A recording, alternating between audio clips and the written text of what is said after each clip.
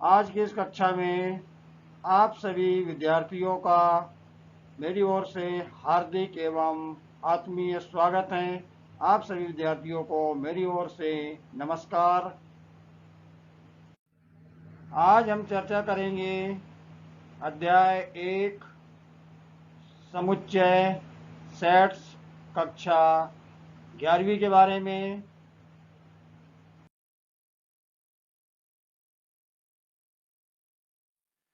आइए आज हम वास्तविक संख्याओं के समुच्चय के उपसमुच्चय को जानने का प्रयास करेंगे। अंतराल r के उपसमुच्चय के रूप के बारे में समझने का प्रयास करेंगे। प्रश्नावली 1.3 के प्रश्नों का हल करेंगे और अंत में गृहकार्य पर चर्चा करेंगे। हम वास्तविक संख्याओं के समुच्चय के उपसमुच्चय के बारे में जानने का प्रयास करें। तो समुच्चय R के अर्थात वास्तविक संख्याओं के समुच्चय के बहुत से महत्वपूर्ण उपसमुच्चय होते हैं। इनमें से हम कुछ उपसमुच्चय की यहाँ पर चर्चा करेंगे। तो सबसे पहले आपको यहाँ पर याद रखना है प्राकृत संख्याओं का समुच्चय, जिसे हम कैपिटल N के द्वारा डिनोट करेंगे। तो N बराबर इसे 1, 2, 3, 4, एंड सो ऑन, और मंझले कोष्ठक से इसको हमने बंद कर दिया। तो इसके बारे में हमने पूर्व में भी चर्चा हम कर चुके हैं। अब दूसरा हमारे पास में महत्वपूर्ण उपसमुच्चय है, वो है पूर्णांकों का समुच्चय। तो z बराबरी से 0 के दाईं ओर लिखेंगे हम 1, 2, 3 एंड सो ऑन।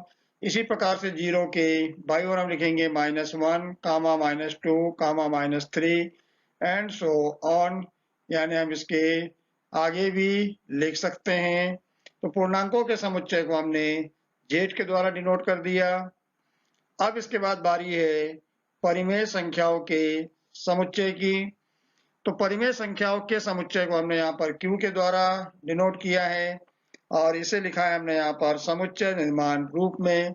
इसे हम पढ़ेंगे Q एक समुच्चय है सभी x का, जहाँ x बराबरी से P बटा Q, P व Q बिलोंग कर रहे हैं z को अर्थात पूर्णांक को, तथा Q का जो मान है वो शून्य के बराबर नहीं है। तो परिमेय संख्या की परिभाषा से आप भली भांति परिचित है कि P बटा Q एक परिमेय संख्या कहलाएगी, जहां P व Q पूर्णांक है तथा Q ने शून्य के बराबर नहीं होना चाहिए। तो इसे हम कैसे पढ़ते हैं, तो इसको आइए एक बार और समझ लें। Q उन सभी संख्याओं x का समुच्चय इस प्रकार है कि x भागफल P बटे Q के बराबर है, जहाँ P और Q पूर्णांक है और Q शून्य नहीं है। तो यहाँ पर हमने वास्तविक संख्याओं के, जिसको हम रियल नंबर कहते हैं, के समुच्चय के उपसमुच्चय देखे। तो पहला उपसमुच्चय देखा हमने यहाँ पर प्राकृत संख्याओं का समुच्चय, जिसको हमने n के द्वारा डिनोट किया है। दूसरा समुच्चय देखा हमने पूर्णांकों का समुच्चय, जिसको हमने z के द्वारा डिनोट किया है। तीसरा समुच्चय देखा हमने परिमेय संख्याओं का समुच्चय, जिसे हम q के द्वारा डिनोट करते हैं। और आप अच्छी भली भांति जानते हो कि ये तीनों समुच्चय वास्तविक संख्याओं के समुच्चय के उप समुच्चय है। जानने का प्रयास करें कि परिमेय संख्याओं के समुच्चय में कौन कौन से अवयव हो सकते हैं। तो कुछ उदाहरण के तौर पर हम लेके चल रहे हैं -5, जिसे हम -5/1 से भी प्रदर्शित कर सकते हैं। -11/3, 5/7, 3 सही 1/2, जिसको हम 7/2 लिखेंगे। तो ये हमने उदाहरण के तौर पर परिमेय संख्याओं के समुच्चय के कुछ अवयवों को यहाँ पर बताने का काम किया है। आइए अब इसके आगे हम अपरिमेय संख्याओं के समुच्चय के बारे में चर्चा करें। तो अपरिमेय संख्याओं के समुच्चय को हम कैपिटल T से निरूपित करते हैं और हम यहाँ पर ये कहेंगे कि शेष अन्य वास्तविक संख्याओं, जिसमें हमने परिमेय संख्याओं को छोड़ दिया है, से मिलकर के अपरिमेय संख्याओं का समुच्चय बनता है। इसे हम समुच्चय निर्माण रूप में इस प्रकार से लिखेंगे कि अपरिमेय संख्याओं का समुच्चय T सभी x का समुच्चय है जहां x अवयव है R का और x अवयव नहीं है Q का, जिसे हम लिखेंगे Q को छोड़ करके शेष सभी वास्तविक संख्याएं, अर्थात वह सभी वास्तविक संख्याएं जो परिमेय नहीं है, उन संख्याओं को हम लिखेंगे अपरिमेय संख्याओं के समुच्चय में। और T के सदस्यों में कौन कौन से अवयव सम्मिलित हो सकते हैं? √2, √5 और पाई आदि अवयव सम्मिलित हो सकते हैं। तो ये इस प्रकार से हमने यहाँ पर प्राकृत संख्याओं के समुच्चय के बारे में, पूर्णांक संख्याओं के समुच्चय के बारे में, परिमेय संख्याओं के समुच्चय के बारे में, अपरिमेय संख्याओं के समुच्चय के बारे में जानने का प्रयास किया। आइए अब हम प्राकृत संख्याओं के समुच्चय, पूर्णांक संख्याओं के समुच्चय, परिमेय संख्याओं के समुच्चय, अपरिमेय संख्याओं के समुच्चय और वास्तविक संख्याओं के समुच्चय के मध्य कुछ संबंध के बारे में जानने का प्रयास करें। तो हम यहाँ पर कह रहे हैं कि n उप समुच्चय है z का, z उप समुच्चय है q का। आप जानते हैं कि प्राकृत संख्याओं के समुच्चय को हमने n से प्रदर्शित किया है, पूर्णांक संख्याओं के समुच्चय को हमने z से प्रदर्शित किया है और परिमेय संख्याओं के समुच्चय को हमने q से प्रदर्शित किया है। हम यहाँ पर कह रहे हैं कि q उप समुच्चय है r का। r को हम यहाँ पर कहेंगे कि यह वास्तविक संख्याओं का समुच्चय है।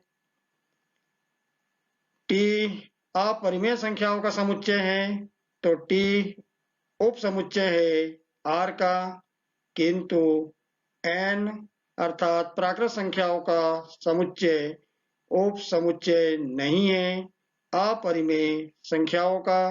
तो इन संबंधों को हम डायग्राम की मदद से समझने का प्रयास करें। तो ये डायग्राम आप देख रहे हैं। इस डायग्राम में यदि हम यहाँ पर देखें तो हमने यहाँ पर सबसे पहले प्राकृत संख्याओं के समुच्चय को दर्शाने का प्रयास किया है, उसके उपरांत पूर्णांक संख्याओं के समुच्चय को दर्शाया है, उसके उपरांत हमने परिमेय संख्याओं के समुच्चय को दर्शाया है और हमने यहाँ पर अलग से अपरिमेय संख्याओं के समुच्चय को दर्शाया है। हम यहाँ पर कह सकते हैं कि n उप समुच्चय है z का, z उप समुच्चय है q का। यदि हम यहाँ पर बात करें कि n क्या t का उप समुच्चय हो सकता है, तो हम निश्चित रूप से ये कह सकते हैं कि n उप समुच्चय नहीं है t का। इसी प्रकार से z भी उप समुच्चय नहीं है t का, q भी उप समुच्चय नहीं है t का। और जैसा कि आप जानते हैं कि यदि हम परिमेय संख्याओं और अपरिमेय संख्याओं का एक संग्रह बना लें, तो उस संग्रह को हम कहते हैं वास्तविक संख्याओं का समुच्चय। तो अब हम ये कह सकते हैं कि n उप समुच्चय है r का, z भी उप समुच्चय है r का, q भी उप समुच्चय है r का और t भी उप समुच्चय है r का। तो ये इस प्रकार से हमने यहाँ पर समुच्चयों के मध्य कुछ स्पष्ट जो संबंध होते हैं उनको देखने का, जानने का हमने प्रयास किया। मैं ये मान के चलूंगा कि अब आप इन समुच्चयों के संबंध के बारे में अच्छी तरीके से जान गए होंगे। आइए अब हम अंतराल R के उप समुच्चय के रूप में जानने का प्रयास करें। पहला अंतराल है विवृत अंतराल, जिसे हम खुला अंतराल कहते हैं, ओपन इंटरवल कहते हैं। मान लीजिए कि a, b अवयव है R का और a छोटा है b से, तब वास्तविक संख्याओं का समुच्चय y इस प्रकार होगा कि a छोटा है y से, y छोटा है b से, एक विवृत अंतराल कहलाता है। और इसे हम प्रतीक रूप में a, b लिख करके छोटे कोष्टक में बंद कर देते हैं, द्वारा निरूपित होता है। a और b के बीच के स्थित सभी बिंदु इस अंतराल में होते हैं। तो यहाँ पर आपको ध्यान रखना है कि विवृत अंतराल में a और b के बीच स्थित सभी बिंदु या सभी वास्तविक संख्याएं इस अंतराल में स्थित होते हैं। केवल हमें ए और बी को इस अंतराल में सम्मिलित नहीं करना है। तो हम यहाँ पर कह रहे हैं कि परंतु ए और बी स्वयं इस अंतराल में स्थित नहीं होते हैं। तो ये हो गई हमारे पास में यहाँ पर परिभाषा विवृत अंतराल की। तो विवृत अंतराल को दर्शाने के लिए आपने यहाँ पर ये देखा कि हमने दोनों संख्याओं ए और बी को कामा लगा के लिख दिया और छोटे कोष्ठक से इसको हमने बंद कर दिया। तो जब भी इस प्रकार का प्रतीक आपको लिखा हुआ मिले तो आप समझ जाएंगे कि यह एक ओपन इंटरवल का विवृत अंतराल का प्रतीक है, जिसमें हम ये कह सकते हैं कि इसमें ए और बी के बीच के सभी बिंदु इस अंतराल में स्थित होते हैं, किंतु ए और बी स्वयं इस अंतराल में नहीं होते हैं। आइए हम इस आकृति के माध्यम से इसको समझने का प्रयास करें। तो आकृति हमारी कह रही है, यहाँ पर देखिए आप, ये हमने यहाँ पर ओपन इंटरवल ए कामा बी को दर्शाने का प्रयास किया है। यहाँ पर हम लेंगे उसका पहला अवयव और यहाँ पर हम ले लेंगे उसका ये दूसरा बिंदु, यानी ये ले लिया हमने पहले सिरे का बिंदु और ये ले लिया हमने यहाँ पर दूसरे सिरे का बिंदु। अभी आप यहाँ पर देख रहे हैं कि हमने ये जो दो वृत्त लिए हैं इनको हमने बिल्कुल खाली छोड़ दिया है, केवल यहाँ पर सर्कल बनाया है। तो ये सर्कल आपको इस बात की ओर संकेत करते हैं कि इस अंतराल में ए और बी स्वयं उपस्थित नहीं होंगे, केवल ए और बी के बीच के सभी बिंदु इस अंतराल में स्थित होते हैं। तो ये है हमारे पास में विवृत अंतराल की परिभाषा, जिसको हमने आकृति की मदद से समझने का प्रयास किया। मैं आपको पुनः बता दूं कि यहाँ पर इस अंतराल में ए और बी स्वयं सम्मिलित नहीं होंगे, बल्कि ए और बी के बीच के सभी बिंदु इस अंतराल में स्थित होते हैं। आइए अब हम चर्चा करें संवृत अंतराल की, जिसको हम बंद अंतराल भी कहते हैं, क्लोज इंटरवल कहते हैं। तो क्लोज इंटरवल में और ओपन इंटरवल में क्या अंतर है? तो जब आप संवृत अंतराल की परिभाषा देखेंगे तो आप समझ जाएंगे कि ओपन इंटरवल में और क्लोज इंटरवल में क्या अंतर होता है। तो वह अंतराल जिसमें अंत बिंदु भी होते हैं संवृत या बंद अंतराल कहलाता है, और इसे प्रतीक में लिखने के लिए हम बड़े कोष्ठक का उपयोग करते हैं। ए कॉमा बी द्वारा इसको हम निरूपित करते हैं। तो यदि हम क्लोज इंटरवल ए कामा बी की यदि हम बात करें तो यह उन सभी एक्स का समुच्चय है जहां ए छोटा है बराबर है एक्स के, एक्स छोटा है बराबर है बी के। तो इसका तात्पर्य ये हुआ कि हम ए को भी शामिल करेंगे, बी को भी शामिल करेंगे और ए और बी के बीच के सभी बिंदुओं को हम क्लोज इंटरवल में, या जिसको हम संवृत या बंद अंतराल कहते हैं, में सम्मिलित करेंगे। तो यहाँ पर आपको ये चित्र दिखाई दे रहा है, इस आकृति को आप यहाँ पर देखिए। ये हमने यहाँ पर जिसको दर्शा रहे हैं हम क्लोज इंटरवल को, और क्लोज इंटरवल की पहचान होती है कि ए कामा बी को हम बड़े कोष्ठक के भीतर बंद कर देते हैं। जैसा कि आपको मालूम है कि हम यहाँ पर ए को भी शामिल कर रहे हैं और बी को भी शामिल कर रहे हैं, तो वृत्त बनाने के अलावा हमने यहाँ पर वृत्त को जो है पूरा ये रंगीन कर दिया है।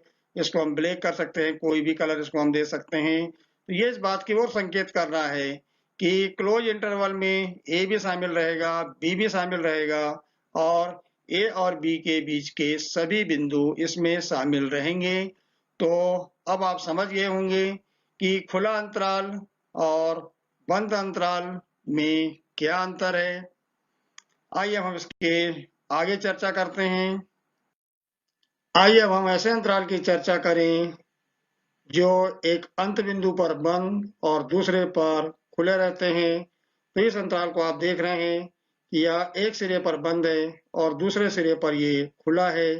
तो यह सभी एक्स का समुच्चय है जहां ए छोटा है बराबर है एक्स के, एक्स छोटा है बी से।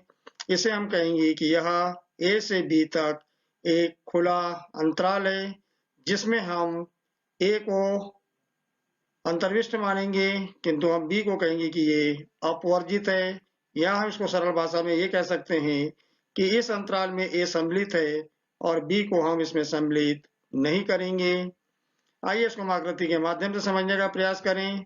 इस आकृति को हमने इस सर्कल को रंगीन कर दिया है और इस सर्कल को हमने केवल वृत्त के रूप में ही रहने दिया है। तो ये सर्कल आपको इस बात की ओर इंगित कर रहा है, संकेत दे रहा है कि इस इंटरवल में ए अंतर्विष्ट है और इस अंतराल में बी अपवर्जित है, अर्थात हम बी को सम्मिलित नहीं कर रहे हैं। आइए अब हम एक दूसरे अंतराल को देखें। यहाँ पर आप देख रहे हैं कि एक अंत बिंदु पर यह खुला है और दूसरे बिंदु पर यह बंद है। तो यह सभी एक्स का समुच्चय है जहां ए छोटा है एक्स से, एक्स छोटा है बराबर है बी के। तो ए से बी तक एक खुला अंतराल है जिसमें हम कहेंगे कि बी सम्मिलित है किंतु ए अपवर्जित है। तो आपको यहाँ पर याद रखना है कि इस प्रकार के अंतराल में ए रहेगा अपवर्जित और बी को हम करेंगे अंतर्विष्ट करेंगे, शामिल करेंगे। तो ये आपने यहाँ पर और दो अंतराल देख लिए। इसके पहले हमने ओपन इंटरवल और क्लोज इंटरवल की बात की थी। तो आपको ये चारों इंटरवल के बारे में बहुत अच्छे तरीके से जानकारी होना चाहिए। आइए यदि हम इसको आकृति के माध्यम से समझना चाहें तो आकृति में आप देख रहे हैं कि हमने इंटरवल ए कामा बी को दिखाने के लिए यहाँ पर दो वृत्त लिए हैं। पहले वृत्त में आप देख रहे हैं कि इसको हमने केवल वृत्त के रूप में रखा है इसको, और इस वृत्त को हमने रंगीन कर दिया है। तो ये वाला वृत्त आपको इस बात की ओर संकेत कर रहा है कि इसमें ए सम्मिलित नहीं होगा और बी को हम यहाँ पर सम्मिलित करेंगे। तो हम यहाँ पर इस बात को देख रहे हैं कि ए यहाँ पर अपवर्जित है और बी को हम यहाँ पर इसमें अंतर्विष्ट करेंगे तथा ए और बी के बीच के सभी बिंदु इस अंतराल में स्थित होंगे। आइए अब हम संकेतों द्वारा वास्तविक संख्याओं के समुच्चय के उप समुच्चयों के उल्लेख करने की एक वैकल्पिक विधि को जानने का प्रयास करें। मान लीजिए कि हमारे पास दो इंटरवल हैं, इंटरवल ए और इंटरवल बी। जैसा कि आप देख रहे हैं, इंटरवल ए को हम कहेंगे कि ये ओपन इंटरवल है और बी को हम कहेंगे कि ये क्लोज इंटरवल है। अब हमें ये बताना है कि इसमें से कौन सा अंतराल किस अंतराल का उप समुच्चय है। तो इसको जानने के लिए हम एक वास्तविक संख्या रेखा लेकर के चलेंगे, रियल नंबर लाइन लेके चलेंगे।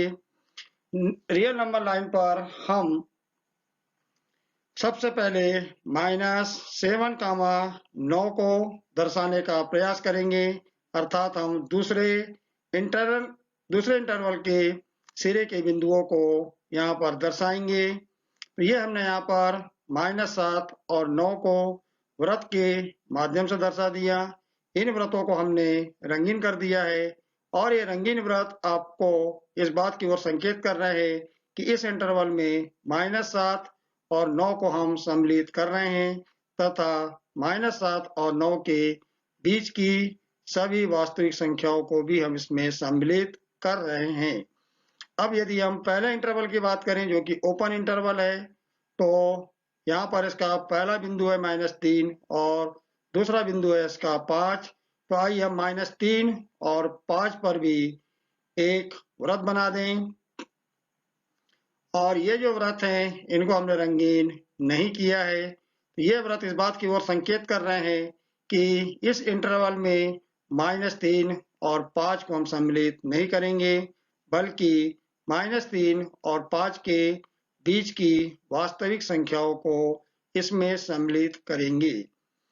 अब यदि आप ये देखना चाहते हैं कि इन दोनों इंटरवल में कौन सा इंटरवल किस इंटरवल का उप समुच्चय है, तो हम निश्चित रूप से ये कह सकते हैं कि पहला इंटरवल ए दूसरे इंटरवल बी का एक उप समुच्चय है, क्योंकि ए के सारे अवयव सारे सदस्य जो है वह अंतराल बी में सम्मिलित है अतः इसे हम लिखेंगे कि ए उप समुच्चय है बी का, ए इज सबसेट ऑफ बी।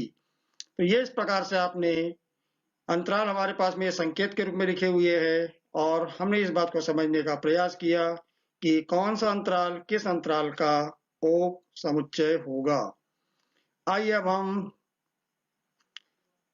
और दूसरे अंतराल की चर्चा करें। तो आप इस अंतराल को यहाँ पर देख रहे हैं कि यह अंतराल एक सिरे पर बंद है और दूसरे सिरे पर खुला है।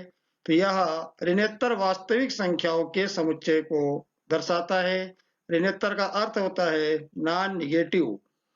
हम यहाँ पर देख रहे हैं कि इस अंतराल में 0 को हम सम्मिलित कर रहे हैं, किंतु इन्फिनिटी को हम इसमें सम्मिलित नहीं करेंगे क्योंकि एक सिरे पर यह बंद है और दूसरे सिरे पर यह खुला है। आइए हम दूसरे अंतराल की बात करें जो कि हमें ओपन इंटरवल के रूप में दिख रहा है, खुले अंतराल के रूप में दिख रहा है। इसमें हम माइनस इन्फिनिटी को भी सम्मिलित नहीं करेंगे और 0 को भी हम सम्मिलित नहीं करेंगे। हम सम्मिलित करेंगे केवल माइनस इन्फिनिटी और 0 के बीच की सभी वास्तविक संख्याओं को। तो इसे हम कहेंगे कि यह ऋण वास्तविक संख्याओं के समुच्चय को दर्शाता है। आइए हम तीसरे इंटरवल की बात करें। माइनस इन्फिनिटी से इन्फिनिटी, यह भी एक ओपन इंटरवल है, विवृत अंतराल है, खुला अंतराल है। इसमें भी क्योंकि यह दोनों सिरों पर खुला है, अतः माइनस इन्फिनिटी और इन्फिनिटी इस अंतराल में सम्मिलित नहीं है, बल्कि माइनस इन्फिनिटी व इन्फिनिटी के बीच की सभी वास्तविक संख्याएं इस अंतराल में सम्मिलित है। तो इसे हम कहेंगे कि माइनस इन्फिनिटी से इन्फिनिटी तक विस्तृत रेखा से संबंधित वास्तविक संख्याओं के समुच्चय को प्रदर्शित करता है। तो ये इस प्रकार से हमने यहाँ पर संकेतों के द्वारा वास्तविक संख्याओं के समुच्चय के उप समुच्चयों के उल्लेख करने की एक वैकल्पिक विधि को जानने का प्रयास किया। उदाहरण के लिए हमने 2 इंटरवल लिए थे और इन दोनों इंटरवल को हमने संख्या रेखा पर दर्शाने का प्रयास किया। उसके बाद हमने ये देखा कि ए जो है उप समुच्चय है बी का, जिसे हमने यहाँ पर लिखा है कि ए इज सबसेट ऑफ बी। और ये हमने 3 अंतराल देखे। ये अंतराल को भी आपको जानना आपके लिए बड़ा उपयोगी होगा। आइए अब हम इस बात को जानने का प्रयास करते हैं कि एक अंतराल में कितने बिंदु हो सकते हैं। तो आपको याद रखना है कि एक अंतराल में असंख्य बिंदु होते हैं। उदाहरण के लिए हमने यहाँ पर एक समुच्चय लिया है, सभी x का समुच्चय जहाँ x बिलोंग कर रहा है r को, जो कि इस प्रकार है। -5 छोटा है x से, x छोटा है बराबर है 7 को अंतराल -5, 7 के रूप में लिख सकते हैं। तो यहाँ पर आपने ये देखा कि हमारे पास में अंतराल जो है वो समुच्चय के रूप में लिखा हुआ है और उसको हमने अब यहाँ पर इंटरवल के रूप में लिखा है। तो ये बड़ा आसान सा काम है। आप यहाँ पर इस समुच्चय निर्माण रूप को देख रहे हो कि -5 छोटा है x से, x छोटा है बराबर है 7 के। अतः जब भी हमें इस प्रकार के समुच्चय से इंटरवल तैयार करना होगा, तो चूंकि हम यहाँ पर -5 को सम्मिलित इसमें नहीं कर रहे हैं, अतः आप -5 के पहले छोटा कोष्ठक लगा देंगे और 7 को चूंकि हम इस x के मान में सम्मिलित कर रहे हैं, तो हम यहाँ पर 7 के बाद लगा देंगे बड़ा कोष्ठक। तो इस प्रकार से आप यहाँ पर देख रहे हैं कि इसका एक सिरा खुला है और दूसरा सिरा इसका बंद है। तो ये आपके पास जो यहाँ पर x का मान लिखा हुआ है -5 और 7 के बीच में, ये आपको अंतराल लिखने में मदद करेगा। आइए अब हम दूसरे अंतराल को देखें। दूसरे अंतराल को हम यहाँ पर अब समुच्चय निर्माण रूप में लिख रहे हैं। तो ये आप देख रहे हैं कि यहाँ पर ये एक सिरे पर बंद है और दूसरे सिरे पर यह खुला है। तो इसे हम समुच्चय निर्माण रूप में लिखेंगे कि यह अंतराल सभी x का समुच्चय है जहाँ -3 छोटा है बराबर है x के, x छोटा है 5 से। चूंकि -3 वाला सिरा जो है वो बंद है, अतः हम यहाँ पर -3 छोटा है बराबर लिखेंगे 5। चूंकि यहाँ पर 5 वाला यह जो सिरा है वह खुला है, इसलिए हम यहाँ लिखेंगे x छोटा है 5 से। तो ये आपके पास यहाँ जो लिखा हुआ रहता है समुच्चय निर्माण रूप में, या x का जो गुणधर्म लिखा हुआ है, इसकी सहायता से आपको अंतराल लिखने में मदद मिलेगी। आइए अब हम इस बात को समझें कि b माइनस ए को हम क्या कहेंगे। तो b माइनस ए को ये जो 4 अंतराल दिए हुए हैं, इन 4 अंतराल में से किसी की भी लंबाई कहते हैं।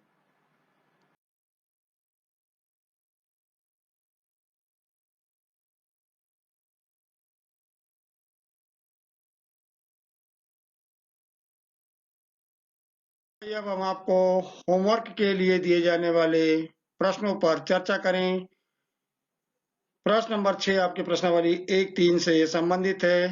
निम्नलिखित को अंतराल रूप में लिखिए। तो यहाँ पर हमने आपको ये 4 प्रश्न दिए हुए हैं और ये चारों प्रश्नों को आप देख रहे हैं कि ये चारों प्रश्न समुच्चय के रूप में लिखे हुए हैं और इन्हें आपको लिखना है अंतराल के रूप में, अंतराल रूप में लिखना है।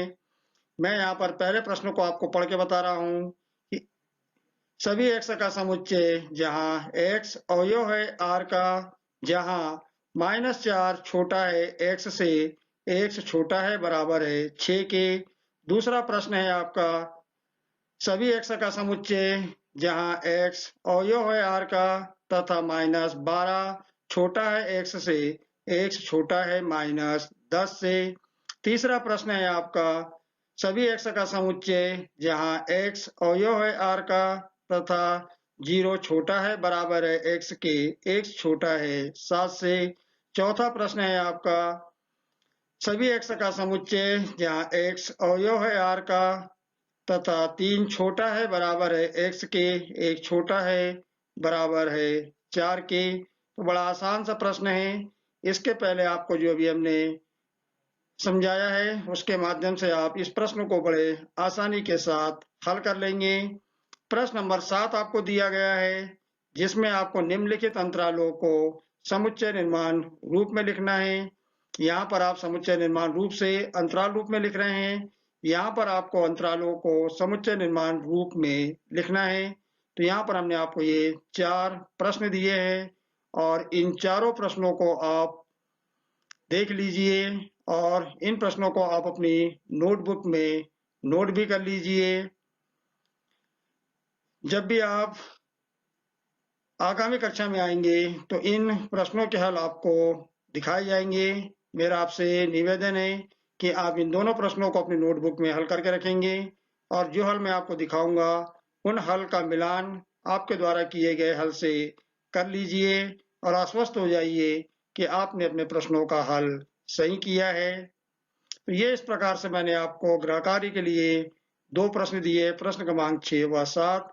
इनको आप निश्चित रूप से हल करने का प्रयास करेंगे, ऐसी मैं आपसे उम्मीद करता हूँ।